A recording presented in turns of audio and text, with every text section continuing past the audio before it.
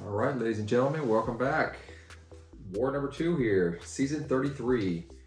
We're going up against Ny718. Same team as last war, actually. And the same tier 2 and a different tier 1 path.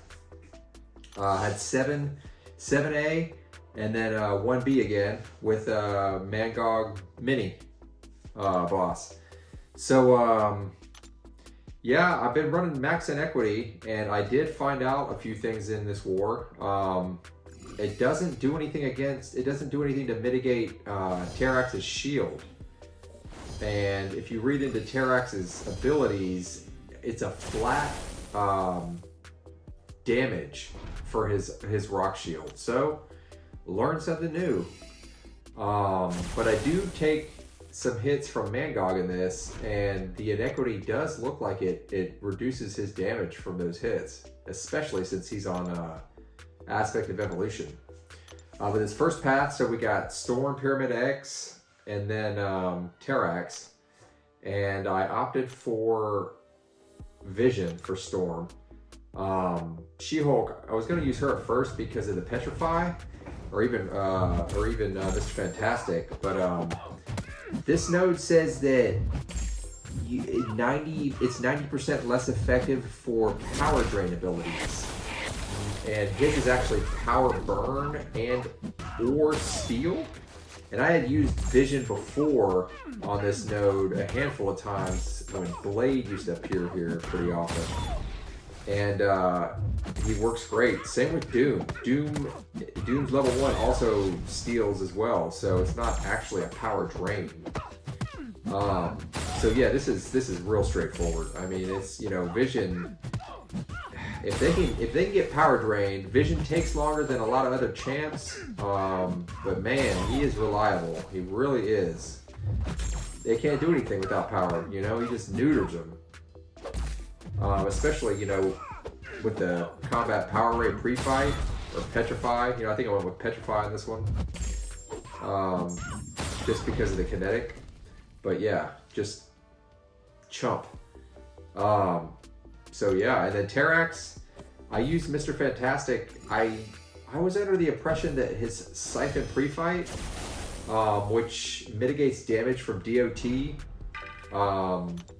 actually worked against Rock Shield, but apparently it doesn't. At least I don't think it does. I haven't tested with and without, but in this fight you can see that he does, like, it's 795 damage per tick when I have 1 armor break or 5 armor breaks, and with like 2 debuffs or 3 debuffs or 7. So max reduction with max inequity would be 6 debuffs, because it says 30% max reduction is what you're capable of.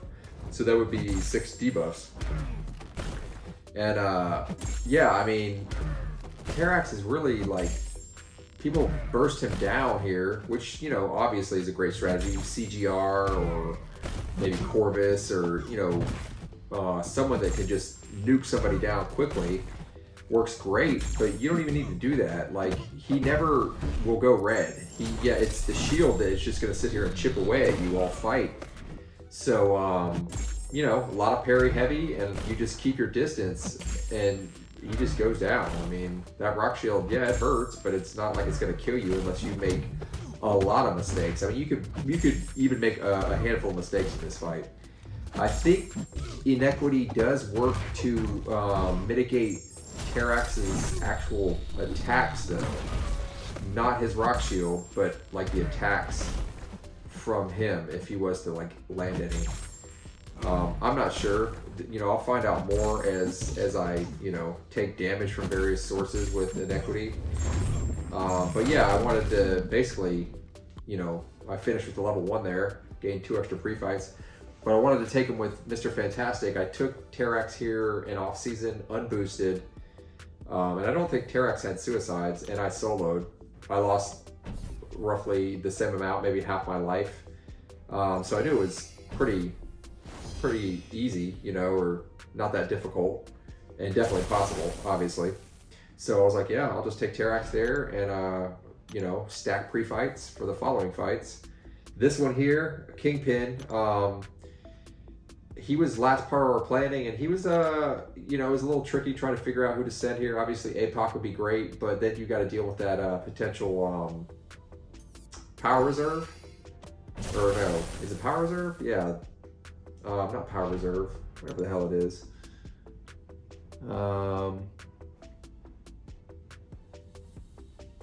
Power snack, or backup recovery and power snack. So I took Dex off, as you guys saw in the mastery bit there.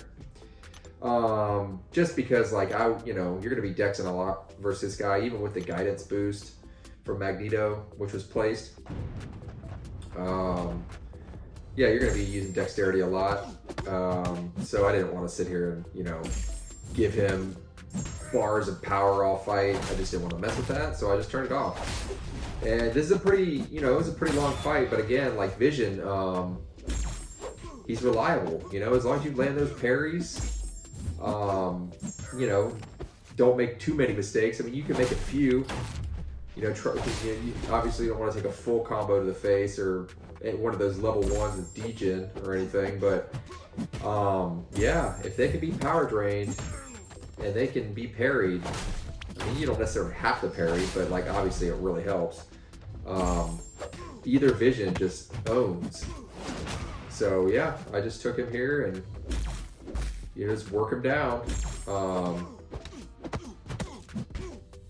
You know, obviously you want to try to hit a level 2 or at the very least a level 1 when that power or that backup recovery comes into play at 50% health. Yeah, Vision, you know, he's a workhorse. SIG 200, he gets it done. Bomb. All that power, and then he's just like, what am I doing? Can't do anything. Cannot do jack. No need to get fancy. Don't need to do any, you know, backdraft intercepts or anything like that. Just evade the level 1. Don't let him get to level 2, and I'm past the backup recovery.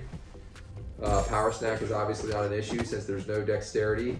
Precision buff. Do need to watch for that unstoppable armor, which I actually kind of forgot about until the fight screen when I was looking at the node. I was like, oh yeah, he is unstoppable armor. So yeah, you had to avoid that a few times, but not too bad. I think he procced it, what, twice in this, maybe 3 times.